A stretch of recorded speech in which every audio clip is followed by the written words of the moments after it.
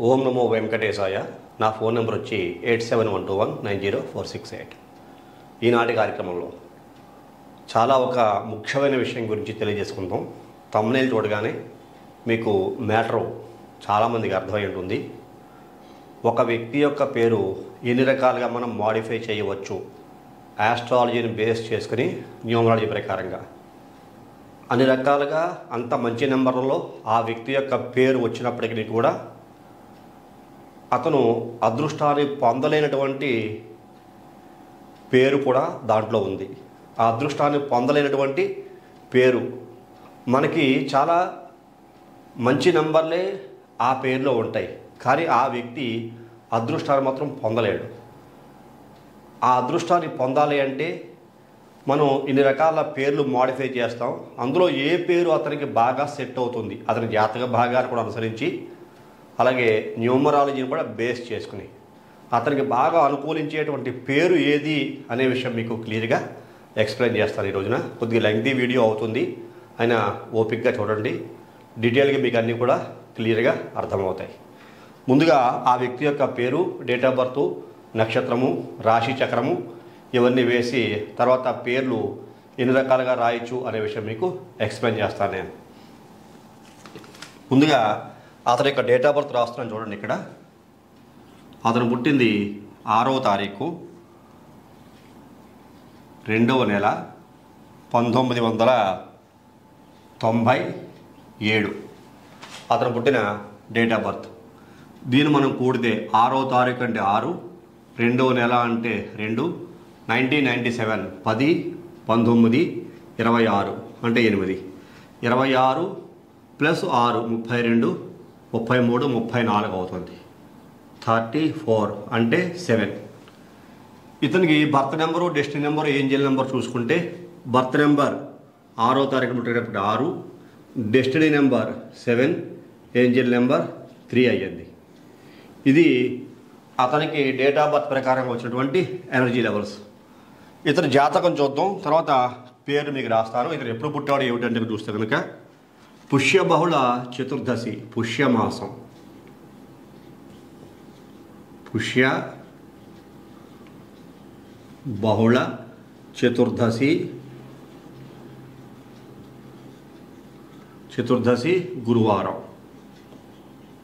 గురువారం ఇతను పుట్టడం జరిగింది.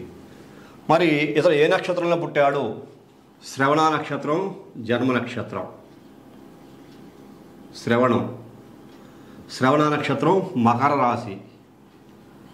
మకర రాశిలో పుట్టడం జరిగింది.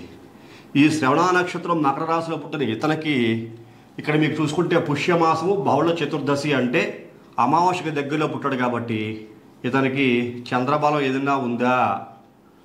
చంద్రబలం అంటే కనుక 0, ఏమీ లేదు. చంద్రబలం లేదు అని చెప్పేసరి మనకి ముందుగానే కనపడుతోంది. ఈ పుష్యబహుళ చతుర్దశి గురువారము, శ్రవణ నక్షత్రం, మకర రాశిని చూస్తూ ఉంటే. మరి ఇతను పుట్టిన లగ్నం ఏమిటి చూసుకుంటే కన్యా లగ్నంలో పుట్టాడు ఇతను. కన్యా లగ్నం. ఇక్కడ మీకు జాతక చక్రం వేస్తాను చూడండి,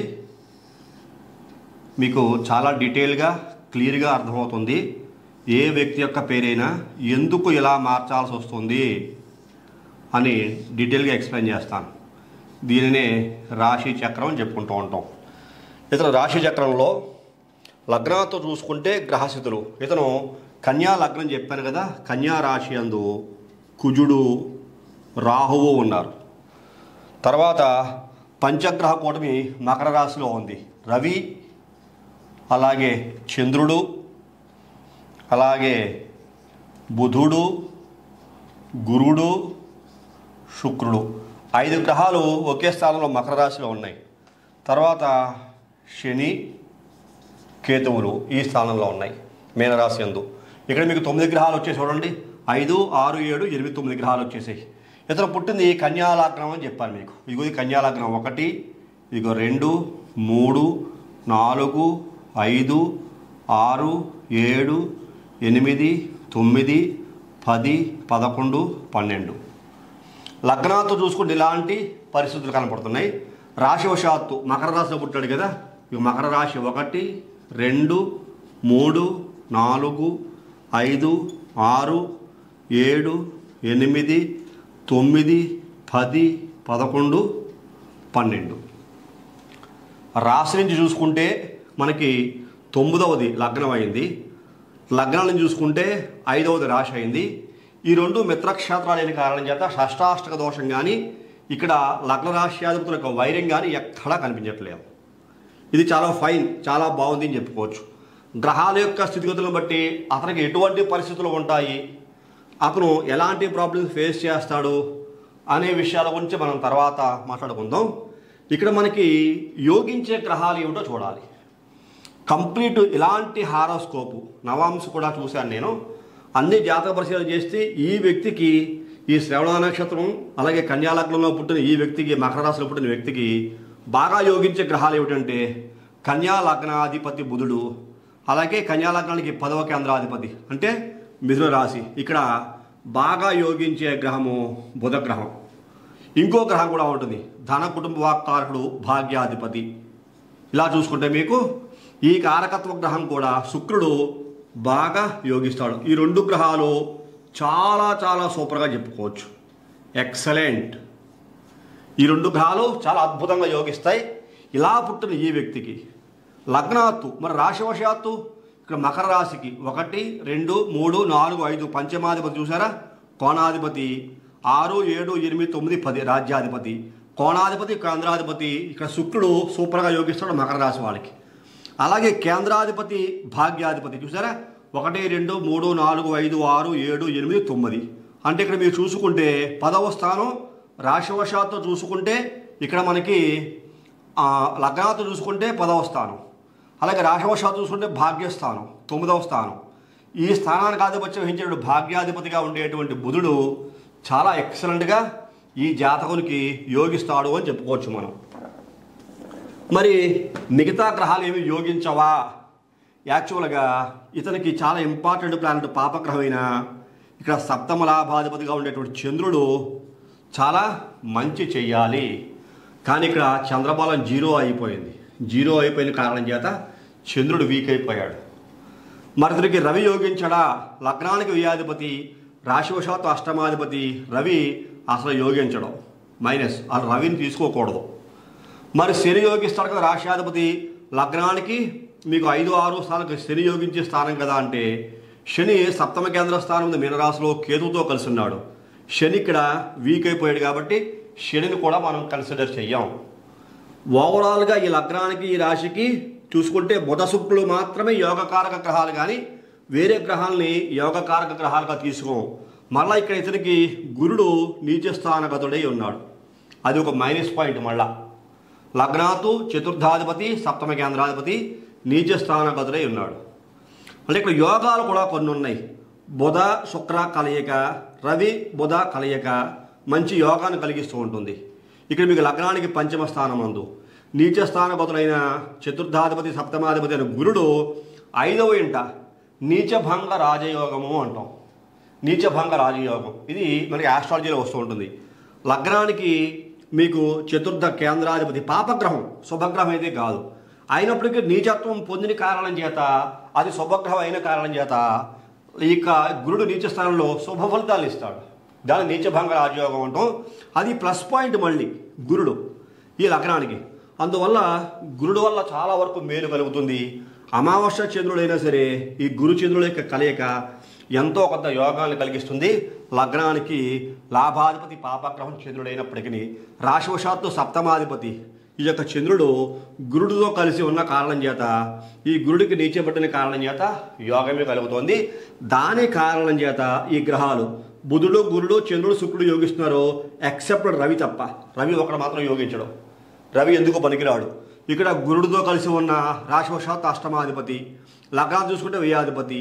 ఇక్కడ రవి గురుడు కలయిక ఉన్న అక్కడ మనకి వేస్ట్, ఉపయోగం లేదు. గురుడు మాత్రం వీక్ అయిపోయాడు. అసలు గురుడితో మనకి రవితో పనే లేదు. రవి అనేటువంటిది ఇక్కడ కంప్లీట్గా 0 అయిపోయాడు సూర్యుడు. కాబట్టి ఈ పేరు ఏమిటి? ఈ పేరు ఎన్ని రకాలుగా మాడిఫై చేయొచ్చు, ఇలాంటి జాతకులకి ఎన్ని రకాలుగా మాడిఫై చేస్తే ఈ వ్యక్తికి అభివృద్ధి ఉంటుంది అనే విషయం తెలియజేస్తాను మీకు. అసలు ముందర ఇతని పేరు ఏంటి చెప్తాను మీకు. విశ్వనాథ్, VISHWANATH. NATH. ఆ తల్లిదండ్రులు ఈ అబ్బాయికి పెట్టిన పేరు విశ్వనాథ్. ఇది ఎన్ని అక్షరాల్లో ఉంది? 1 2 3 4 5 6 7 8 9 10. 10 అక్షరాల్లో ఉంది. 10 అంటే చెప్పాను కదా మీకు, రవి బలం. ఇక్కడ మీకు 10 అక్షరాల్లో పేరు ఉండకూడదు. రవి బలంతో ఈ వ్యక్తికి పేరు రాకూడదు అసలు. దీన్ని మనం కంప్లీట్గా ఎనాలిసిస్ చేసామనుకోండి, వచ్చే పవర్ ఎంత అని చూస్తే ఇక్కడ 37 ఇది చాల్డియన్ సిస్టంలో, మళ్ళా మీకు 44 ఇది పైథాగరస్ సిస్టంలో. మరి ఇతనికి పిరమిడ్ ఏ వ్యక్తికైనా చాలా కీ రోల్ పోషిస్తుందని చెప్తుంటా నేను. పిరమిడ్ 77 ఇది 5లో ఉంది. ఇది చూసుకుంటే 8లో ఉంది శని. ఇది చూసుకుంటే 1లో ఉంది. ఇలాంటి ఎనర్జీస్ ఈ వ్యక్తికి ఎటువంటి కరెక్షన్ లేకుండా బై బర్త్ పెట్టిన పేర్లో ఉన్నాయి. మరి ఉండొచ్చా ఉండకూడదా? 77 5 బుధుడు యోగిస్తాడని చెప్పాను కదా, మంచిదే. పిరమిడ్ 77 రావటం ఈ వ్యక్తికి చాలా మేలుని చేస్తూ ఉంటుంది. ఈ 77ని ఈ వ్యక్తి యొక్క జీవితాన్ని పరిపూర్ణం చేస్తూ ఉంటుంది. అయినా మరి 37 ఉండకూడదు. నేను జాతకాలు పరిశీలించిన తర్వాత 37 మ్యాక్సిమం చాలా వరకు ప్రిఫర్ చేయను. 27 37 73 అలాగే 72 అలా చూసుకుంటూ ఉంటే ఈ జాతకాలు చూడండి. ఇక్కడ చూసారా శనికేతువులు. 7 అంటే మళ్ళీ మనకి కేతువు, 3 అంటే గురుడు నిజస్థానం. కేతువు చూసుకుంటే గురుడు ఇంట్లో ఉన్నాడు. అసలు 37 రవి కూడా బాగోని కారణం చేత, ఈ 3 గ్రహాలు బాగోని కారణం చేత 37 అనేటువంటిది ఇతను పెట్టకూడదు. 10 అక్షరాల్లో పేరు పెట్టకూడదు. చూసారా 44 శాటర్న్. ఈ శని కూడా ఇతనికి మీనరాశి యందు ఉన్న కేతువుతో కలిసి ఉన్న కారణం చేత రాష్ట్రాధిపతి ధన కుటుంబకారుడు లగ్నాత్ పంచమాధిపతి షష్టాధిపతి శని సప్తమ స్థానం ఉన్న కారణం చేత ఈ పేరు సుమారుగా ఎంత పర్సంటేజ్ మనకి ఒక 30% పాజిటివ్ రిజల్ట్ ఇస్తే 70% నెగిటివ్ రిజల్ట్ ఇస్తూ ఉంటుంది. ఇది బాగోదు, ఇది ఓకే. అలాంటి పరిస్థితుల్లో ఈ జాతకుడు ఉంటాడు. ఈ జాతకుడికి తండ్రి ఎప్పుడు స్ట్రగుల్ అవుతూ ఉంటాడు. మా అబ్బాయి జీవితం ఇంకా బాగుండాలి, ఇంకా బాగా చేయాలి, ఇంకా బాగుండాలని. మరి ఎందుకు స్ట్రగుల్ అవుతున్నాడు? లగ్నాత్తు అలాగే రాశివశాత్తు భాగ్యాధిపతి ఇక్కడ ఈ రాశి యందు ఉన్న శనికేతువుల కలయిక ఉంది. ఇక్కడ మీకు లగ్నాత్తు పంచమాధిపతి భాగ్యాధిపతి ఇక్కడ మీకు 5వ ఇంట్లో ఉండి రవితో శుక్రుడు కలిసి ఉన్నాడు. అలాగే లగ్నాత్తు సప్తమాధిపతి శనికేతువుల కలయిక, రాశివశాత్తు 3వ ఇంట శనికేతువుల కలయిక. యాక్చువల్గా 3వ ఇంట శనికేతువులు యోగిస్తారు. 3వ ఇంట కేతువు 3వ స్థానంలో యోగిస్తాడు, శని కూడా 3వ ఇంట యోగిస్తాడు. ఈ 2 మిత్రక్షేత్రాల చేత రాశివశాత్తు బెటర్ లైఫ్ని ఇస్తాయని చెప్పుకోవచ్చు. చెడ్డ లైఫ్ అయితే ఏమాత్రం ఇవ్వవు. కాకపోతే లగ్నాత్తు సప్తమంలో రాహుకేతువులు కుజరాహువులు జన్మమందు, కుజరాహువులు భాగ్యస్థానమునందు రాశివశాత్తు మంచి ఫలితాలను అయితే ఇవ్వరు. ఆ రకంగా కంప్లీట్ ACDC జాతకంగా ఈ జాతకం కనపడుతుంది. యోగించాల్సిన గ్రహస్థులు యోగించట్లా. ఈ పేరు ఎన్ని రకాలుగా మనం మాడిఫై చేయొచ్చు అని చూస్తే కనుక ఒకసారి చెప్తాను చూడండి మీకు. VESH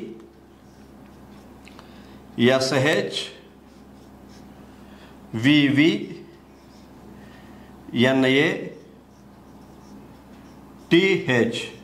చూసారా, ఇది కూడా విశ్వనాథే.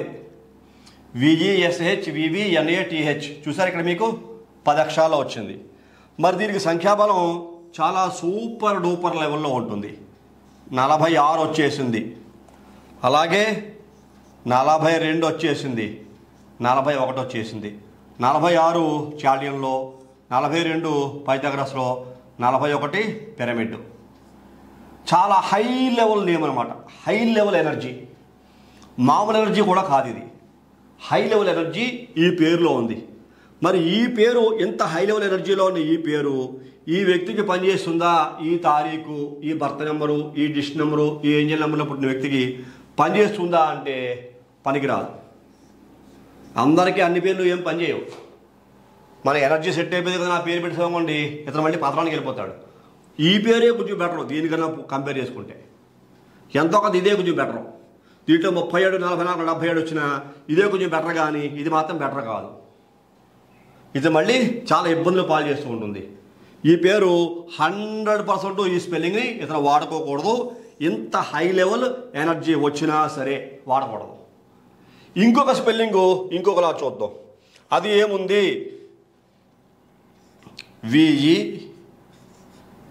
VESH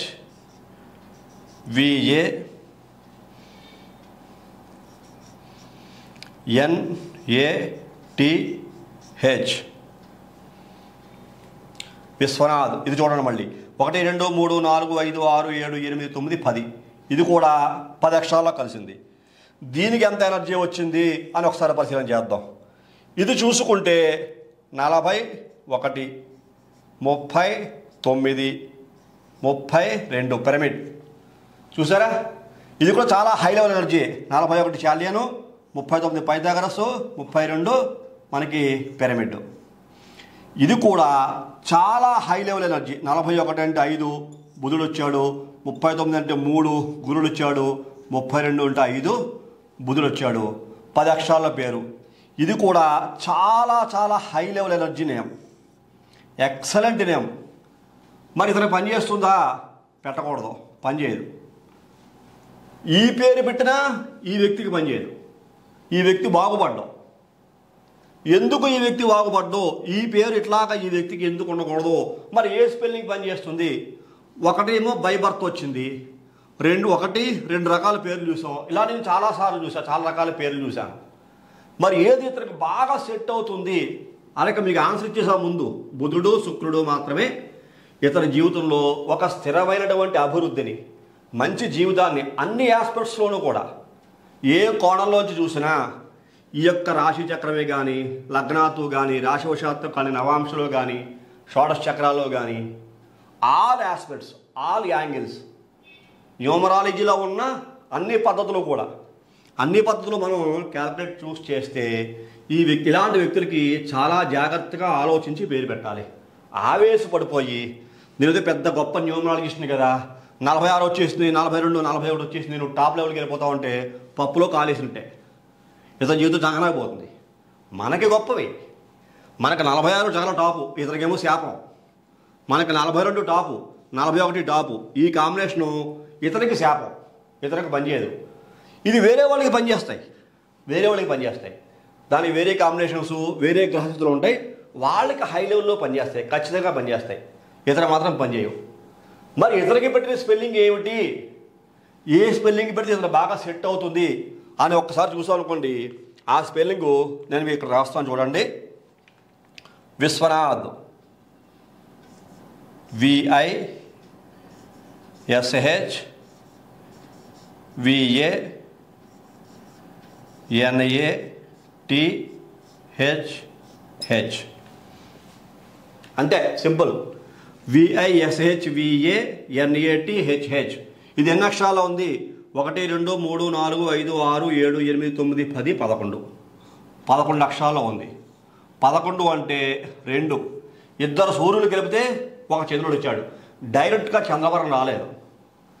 ఇతనికి సంఖ్యాబలం ఎలా కుదిరింది అని ఒక్కసారి మనం చూసామనుకోండి. ఇది 42, 51, 59. 42 అంటే 6, 51 అంటే 6, 59 అంటే 5. ఇది పిరమిడ్ నెంబర్, ఇది పిరమిడ్ నెంబర్ ఇతనికి. ఇదే ఎందుకు కుదిరింది? 42, 51, 59.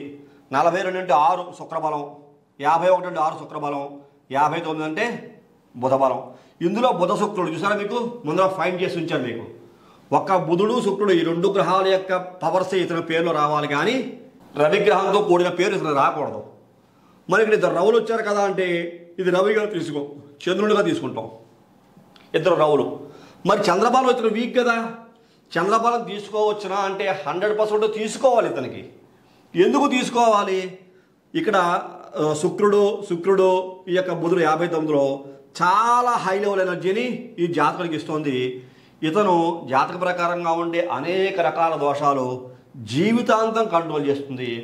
ఉన్నతమైన, అత్యంత ఉన్నతమైన, అధికమైనటువంటి జీవితం పొందగలిగేటువంటి శక్తి ఈ ఎనర్జీ, ఈ పేరులో ఎనర్జీ ఇస్తుంది. మరి 2లో ఎందుకు పెట్టాము అంటే ఇక్కడ చూడండి, ఇక్కడ మీకు చెప్తాను క్లారిఫికేషను. చంద్రుడు సప్తమాధిపతి రాష్ట్ర స్థానంలో ఉన్నాడు, జన్మంలో ఉన్నాడు. ఎవరితోటి? గురుడితో కలిసి ఉన్నాడు, శుక్రుడితో కలిసి ఉన్నాడు, రవితో ఉన్నాడు, బుధుడితో ఉన్నాడు. సప్తమాధిపతి అంటే రాశివశాత్తు కళత్ర స్థానము, భార్యాస్థానం. లగ్నాతో చూసుకుంటే లాభాధిపతి, పాపగ్రహం లగ్నానికి, కన్యా లగ్నానికి చంద్రుడికి శుభగ్రహం కాదు, పాపగ్రహం. అయినప్పటికీ పంచమందు గురుడితో కలిసి ఉండి ఇక్కడ లాభాన్ని అలాగే భార్య తరపున ఉండేటువంటి సమస్యల్ని తొలగించాలి అంటే మళ్ళా నక్షత్రాధిపతి శ్రవణ నక్షత్రానికి అధిపతి చంద్రుడు. ఆ చంద్రుడు ఈ పుష్యమాస బహుళ చతుర్దశి గురువారం పుట్టిన కారణం చేత, ఈ శ్రవణ నక్షత్రంలో మకర రాశిలో పుట్టిన కారణం చేత, ఈ బహుళ చతుర్దశి అయిన కారణం చేత, అమావాస్య 1 డే బిఫోర్ పుట్టిన కారణం చేత ఇక్కడ చంద్రుడు వీక్ అయిపోయినాడు. ఆ చంద్రుడి యొక్క బలం సప్తమాధిపత్యం వచ్చిన కారణం చేత భార్యాభర్తల యొక్క దాంపత్యం, వృత్తి, వ్యాపారాలు అవి బాగా డెవలప్ అవ్వాలి, జీవితంలో ఉన్నతమైన స్థానానికి వెళ్ళాలి. లగ్నానికి ఇక్కడ మీకు సప్తమాధిపతి కాదు, లాభాధిపతి, రాశివశాత్తు సప్తమాధిపతి. కాబట్టి ఈ చంద్రుడు చాలా చాలా కీ రోల్ పోషిస్తాడు. చంద్రబలం ఈ వ్యక్తి ఖచ్చితంగా డెవలప్ చేయాలి. డెవలప్ చేస్తేనే ఇతనికి హెల్త్ బాగుంటుంది. ముందు తొందరపాటుతనం లేకుండా, భయం లేకుండా ధైర్యంగా ఏ పనైనా చేయగలుగుతాడు. జీవితంలో చాలా ఉన్నతమైన స్థాయికి అంచెలంచెలు ఎదిగేటువంటి స్థితికి వెళతాడు. ఇతను కుటుంబం దినదినాభివృద్ధి చెందుతూ ఉంటుంది. ఇక్కడ ఎక్కువ దోషాలు ఎలివేట్ చేయట్లా, యోగాలే చెప్తున్నా. ఆ యోగాలన్నీ కూడా ఇతనికి చాలా బాగా హైలైట్ అవుతూ దోషాలని కంట్రోల్ చేస్తూ జీవితంలో ఉన్నతమైన స్థితికి ఈ 42 అంటే సమస్తమైన వ్యాధుల్ని కూడా నయం చేసే శక్తి కలది. కొంతమందికి ఈ 46 కన్నా కూడా చూసారా 42 చాలా హైలో ఎనర్జీ ఇస్తూ ఉంటుంది. 46 అంటే సుప్రీం నెంబర్, ప్రపంచ ప్రఖ్యాతిగాంచిన సంఖ్య. ఈ 46లో పేరు రావాలని చాలామంది కోరుకుంటారు, కానీ ఇతనికి పనిచేయదు ఈ కాంబినేషన్ ఉన్న వ్యక్తికి. ఇతను బర్త్ నెంబర్ 6 అయింది, ఇదిగో చూసుకుంటే 6లో చాల్యన్లో వచ్చింది.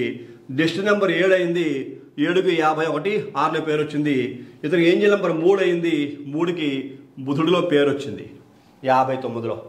ఈ కాంబినేషన్ 5, 9, 9 కూడా మళ్ళీ అమ్మకి బుధుడికి రిప్రజెంట్ చేస్తూ ఉంటుంది. అలాగా అనేక రకాల యోగాలు, ఇంకా 4-5 రకాల పేర్లు ఉన్నాయి. దీనికి అనాలిసిస్ చేసినవి ఇక్కడ బోర్డు సరిపోదు, అనాలిసిస్ చేయాలని ఇంకా వీడియో పెద్ద అయిపోతుంది. అందుకోసమని ఇంతటితో నేను కట్ చేస్తున్నాను. అట్లాగా ఇతనికి అనేక రకాల యోగాలు సిద్ధించాలి అంటే పూర్తి జాతక విశ్లేషణ చేసినప్పుడు మాత్రమే. ఆ విశ్లేషణ చేసి ఏదో 46లో వచ్చింది, 40, 41 పేరు పెట్టేస్తే కుదరదు. ఇది 41, 39, 32 ఇది మంచిదే, ఇతనికి సెట్ అవ్వదు. ఇతర పేరు 37, 44, 47 బాగానే ఉంది, కానీ ఇందులో ఎనర్జీ లెవెల్స్ ఇతనికి సరిపోవు. ఎనర్జీ లెవెల్స్ సరిపోవటం లేదు. 37 అసలు ఇతనికి పనిచేయదు, 44 పనిచేయదు. చూసారా? అలాగ జాతక విశ్లేషణ చేసి ఈ డేట్ ఆఫ్ బర్త్లో ఉండే ఎనర్జీని మనం క్యాలిక్యులేట్ చేసుకుని ఎవరైతే ఈ వ్యక్తికి జాతక పరిశీలన చేసిన తర్వాత సరైన పద్ధతిలో ఈ యొక్క నేమ్ కరెక్ట్గా అనాలిసిస్ చేసి ఇవ్వగలుగుతారో వాళ్ళకి మాత్రమే ఉన్నత స్థితికి వెళ్ళేటువంటి యోగ్యత కలుగుతుంది. ఈ పేరు ఇట్లా లేకపోతే వాళ్ళు ఉన్నత స్థానానికి వెళ్ళేటువంటి అర్హతని కోల్పోతారు. ఇలా పెట్టినా కోల్పోతారు, ఇలా పెట్టినా కోల్పోతారు, ఇలా ఉన్నా కోల్పోతారు. కాబట్టి మీకు అర్థం అవ్వడం కోసం ఒక 4-5 రకాలుగా మీకు అనాలిసిస్ చేసి సింపుల్గా మీకు ఈ కార్యక్రమం నేను తెలియజేయడం జరిగింది. ఇది మీకు అందరికీ అర్థమై ఉంటుంది అనుకుంటున్నాను. ఈ కార్యక్రమం మీకు నచ్చితే ప్రతి ఒక్కరు లైక్ చేయండి, షేర్ చేయండి, సబ్స్క్రైబ్ చేయండి. సబ్స్క్రైబ్ చేసిన తర్వాత పక్కన ఉండేటువంటి ఈ బెల్ ఐకాన్ మాత్రం ప్రెస్ చేయడం మర్చిపోకండి. అలా బెల్ ఐకాన్ ప్రెస్ చేయడం వల్ల నేను అప్లోడ్ చేయబోయే ప్రతి ఒక్క వీడియో మీకు వెంటనే ఇంటిమేట్ చేయబడుతుంది. మీరు యూట్యూబ్లోకి వెళ్ళి సెర్చ్ చేయవలసిన అవసరం లేకుండా తదుపరి వచ్చే కార్యక్రమంలో మరిన్ని ఆసక్తికర విషయాలు తెలియజేసుకుందాం. అంతవరకు సెలవు, నమస్కారం.